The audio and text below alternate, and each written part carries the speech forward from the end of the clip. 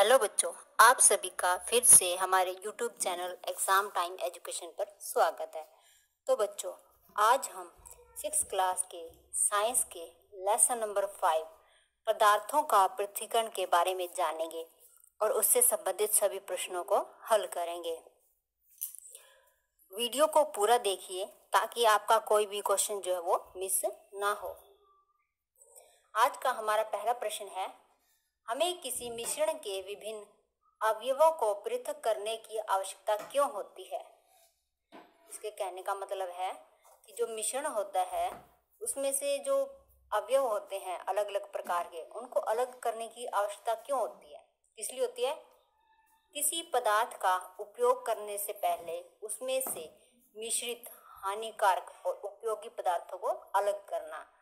अलग अलग करने के बाद ही हम उसका प्रयोग कर सकते हैं, क्योंकि जो उपयोगी पदार्थ है हम उन्हीं का प्रयोग करते हैं। जो हानिकारक होते हैं उनको डस्टबिन में फेंक दिया जाता है।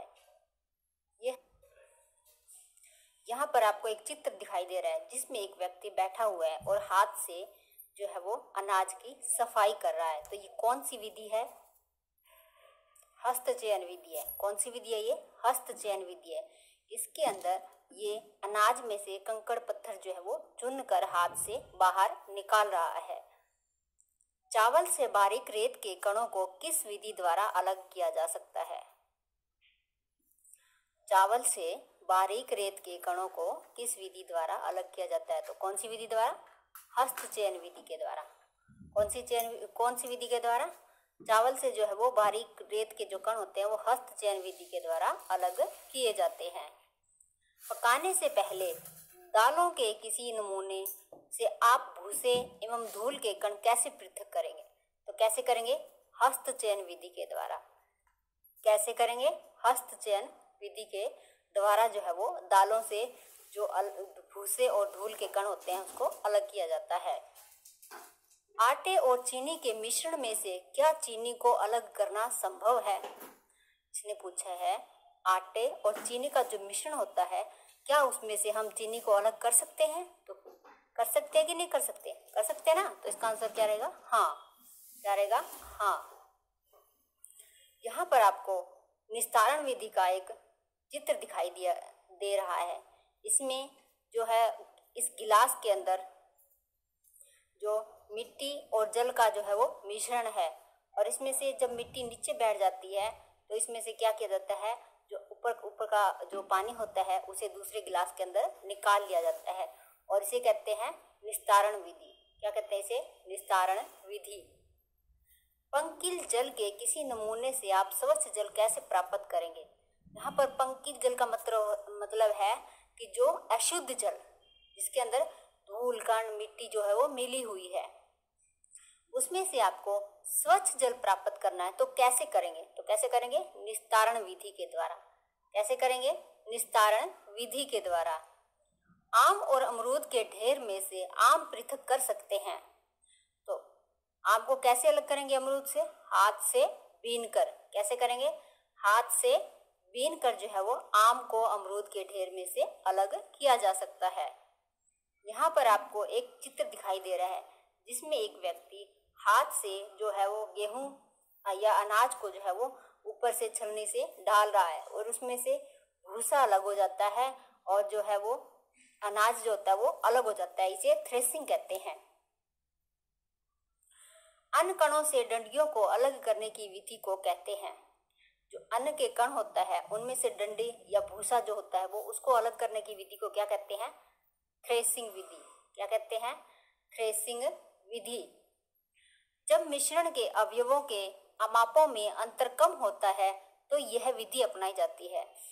जब जो मिश्रण होता है उसके जो अमाप होते हैं उनके अंदर अंतर कम होता है तो क्या कौन सी विधि अपनाई जाती है? यहाँ पर इसके कहने का मतलब है कि जो उसके साइज में कमी हो जाती है तो उससे कौन सी विधि के द्वारा जो साफ किया जा सकता है? तो कौन सी विधि के द्वारा? चालन विधि के द्वारा। कौन सी विधि के द्वारा? चालन विधि के द्वारा जो है उसको अलग किया जा सकता है। दूध से मलाई अलग करने के लिए उपयोग में लाया जाता है। दूध होता है उसके अंदर जो मलाई होती है उसको अलग करना है तो उसे किस चीज से किया जा सकता है? तो छननी और बारीक कपड़े से जो है वो उसको अलग किया जा सकता है। दूध को मलाई से अलग करने के लिए छन्नी और बारीक कपड़े का जो है वो प्रयोग किया जाता है। जल से नमक को पृथक करने के लिए किस विधि का उपयोग किया जाता है? जब जल में से नमक को अलग करना है तो कौन सी विधि होती है? वाष्पन विधि। कौन सी होती है? वाष्पन विधि में फिटकरी का उपयोग होता है। तो फिटकरी का उपयोग किसके लिए होता है? भारण के लिए। किसके लिए होता है? भारण के लिए जो है वो फिटकरी का उपयोग किया जाता है। यहाँ पर आपको एक पिक्चर दिखाई दे रही है।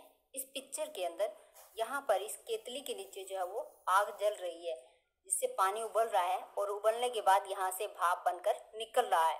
लेकिन यहाँ पर जो एक बर्तन है उसके अंदर बर्फ डाली हुई है ऊपर, और जब ये भाप इस बर्तन से टकराती है तो वो ठंडा होकर जल में परिवर्तित होकर इस जार के अंदर इकट्ठा हो जाती है। तो जलवाष्प से जल की बूंदें बनने की प्रक्रिया को कहते हैं, तो क्या कहते हैं? संघनन। क्या कहते हैं? संघनन। और जो पीछे जो आपको पिक्चर दिखाई दे रही थी उसमें से वो आसवन विधि थी। पहले जल को उबालकर वाष्प में परिवर्तित करते हैं और फिर वाष्प जब वापस जल बन जाता है तो ये आसवन विधि कहलाती है। चीनी घोल, यहाँ पर घोल आएगा कि अवयवों को पृथक किया जाता है। जो चीनी है उसके घोल के जो अवयव होते हैं उनको कौन सी विधि से अलग किया जा सकता है? तो कौन सी विधि से? वाष्पन विधि से। कौन सी विधि से? वाष्पन विधि से जो है वो चीनी के घोल से अवयव को पृथक किया जाता है। रेत और लोह चूर्ण को किस विधि द्वारा अलग किया जाता है? जो रेत और लोहे के जो चूर्ण होता है उसको कौन सी विधि से अलग किया जा सकता है? कौन सी विधि से? चुंबकीय विधि से। कौन सी विधि से? चुंबकीय विधि से। इसमें जो है वो एक चुंबक का प्रयोग किया जाता है और उसको रेत और लोहे के चूर्ण के अंदर उसको घुमाया जाता है, जिससे लोह चूर्ण के जो कण होती हैं वो चुंबक के साथ चिपक जाते हैं और नीचे रेत जो है वो रह जाती है। चुंबकीय पदार्थ है, इनमें से कौन सा है जो चुंबकीय पदार्थ है? तो कौन सा है? लोहे की कील। जो लोहे की कील है वो चुंबकीय पदार्थ होते हैं। प्लास्टिक के खिलौने, मिट्टी के बर्तन, स्टील का चाकू, ये क्या है? ये अचुंबकीय पदार्थ है, ये चुंबक से चिपकते नहीं हैं। निस्यंदन के लिए उपयोगी होती है, जो निस्यंदन प्रक्रिया होती है उसके लिए क्या क्या चीज चाहिए हमें? तो क्या? बारीक कपड़ा, फिल्टर पत्र और छननी, ये सभी चीजें जो है निस्यंदन के लिए उपयोगी होती है। तो इसका आंसर क्या रहेगा? उपरोक्त सभी। क्या रहेगा? उपरोक्त सभी। यहाँ पर आपको एक मटका दिखाई दे रहा है और इसके ऊपर जो है वो दही जो मथने के लिए जो होती है मथनी वो लगाई हुई है। तो ये कौन सी विधि है? मंथन विधि है। ये कौन सी विधि है? ये मंथन विधि है। इस विधि से दूध से जो है वो मक्खन को अलग किया जाता है। दही से मक्खन को पृथक करने की विधि है, तो कौन सी विधि है? मंथन विधि। कौन सी होती है? मंथन विधि के द्वारा दही से मक्खन को अलग किया जाता है। मिश्रण किसे कहते हैं? मिश्रण क्या होता है? दो या दो से अधिक तत्वों को किसी अनुपात में मिलाना ही क्या होता है? मिश्रण होता है। क्या होता है? दो या दो से अधिक तत्वों को किसी अनुपात में मिलाना मिश्रण कहलाता है। जिस जल के मिश्रण में अधिक नमक नहीं, यहाँ पर घुल आएगा सकता, उसे कहते हैं। जिस जल के मिश्रण में अधिक नमक नहीं घुल सकता उसे कहते हैं, क्या होता है वो? संतृप्त विलयन। क्या होता है? संतृप्त विलयन। और जब इस विलयन को गर्म किया जाता है तो इसमें और नमक को घोला जा सकता है। पृथक्करण की कौन सी विधियां हैं? कौन कौन सी विधियां होती है जिनके द्वारा अनाज तथा उसमें से जो है वो भूसा या उससे अलग किया जा सकता है? तो कौन सी होती है? हस्तचयन, थ्रेसिंग, निष्पादन, अवसादन, विस्तारण और निस्यंदन। ये सभी जो प्रक्रियाएं होती है वो पृथक्करण की विधियां होती है। तो इसका आंसर क्या रहेगा? उपरोक्त सभी। क्या रहेगा? उपरोक्त सभी। यहाँ पर आपको एक चित्र दिखाई दे रहा है। एक महिला जो है वो मेज के ऊपर खड़ी है और अनाज को जो है वो ऊपर से गिरा रही है और जब हवा आ रही है तो उससे भूसा और अनाज जो है वो अलग अलग हो रहा है। इसे क्या कहते हैं? निष्पावन। क्या कहते हैं इसे? निष्पावन विधि कहते हैं। इस विधि में वायु की सहायता से मिश्रण के अवयव पृथक किए जाते हैं। क्या किया जाता है? इस विधि में वायु की सहायता से मिश्रण के अवयव जो है वो अलग किए जाते हैं, पृथक किए जाते हैं। तो कौन सी होती है? निष्पावन विधि। कौन सी होती है? निष्पावन विधि। हम पदार्थों को पृथक क्यों करते हैं? पदार्थों को पृथक क्यों किया जाता है? उपयोगी पदार्थों के लिए। किस लिए करते हैं? उपयोगी पदार्थों की प्राप्ति के लिए, ताकि जो भूसा है वो अलग हो जाए और जो उपयोगी पदार्थ है वो हमारे पास आ जाए। विलयन होता है। विलयन क्या होता है? किसी विलय का विलायक में बना समांगी मिश्रण जो होता है वो विलयन होता है। क्या होता है वो? विलयन होता है। नेक्स्ट है वाष्पन होता है। वाष्पन क्या होता है? द्रव को वाष्प में परिवर्तित करना ही क्या होता है? वाष्पन होता है। जो जल द्रव अवस्था में होते हैं, जब उसको उबाला जाता है तो वो वाष्प में परिवर्तित हो जाता है और वो वाष्पन क्रिया होती है। अशुद्ध पदार्थ होते हैं। अशुद्ध पदार्थ कौन कौन से होते हैं? भिन्न भिन्न अणुओं का मिश्रण। रेत और जल का मिश्रण क्या है? ये अशुद्ध पदार्थ है। तो इसका आंसर क्या रहेगा? ए और सी दोनों। क्या रहेगा? ए और सी दोनों। अशुद्ध पदार्थ जिसमें अलग अलग पदार्थ जो होते हैं वो मिले होते हैं, अशुद्धियां मिली होती है, और जब उसको अलग कर लिया जाता है तो उससे क्या होता है? हमें शुद्ध पदार्थ जो होते हैं वो प्राप्त हो जाते हैं। तो बच्चों, आज के हमारे ये प्रश्न यहीं पर समाप्त होते हैं।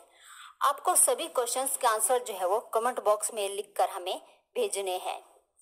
वीडियो को लाइक और शेयर करना न भूलें, और हाँ, यदि आप पहली बार हमारे चैनल पर आए हैं तो चैनल को सब्सक्राइब कर लें व पास के बेल आइकन को भी दबा लें, ताकि जब भी कोई नई वीडियो अपलोड हो तो उसका नोटिफिकेशन आपको सबसे पहले मिल जाए और आपकी कोई भी वीडियो मिस ना हो। इस वीडियो को अपने फ्रेंड्स के साथ ज़्यादा से ज़्यादा शेयर करें ताकि वे भी इसका फ़ायदा उठा सके। और जो क्वेश्चन मैं करवा रही हूँ वही क्वेश्चन जो है वो आपके वर्कशीट के अंदर भी होते हैं, तो आप इसकी सहायता से अपनी वर्कशीट भी कंप्लीट कर सकते हैं।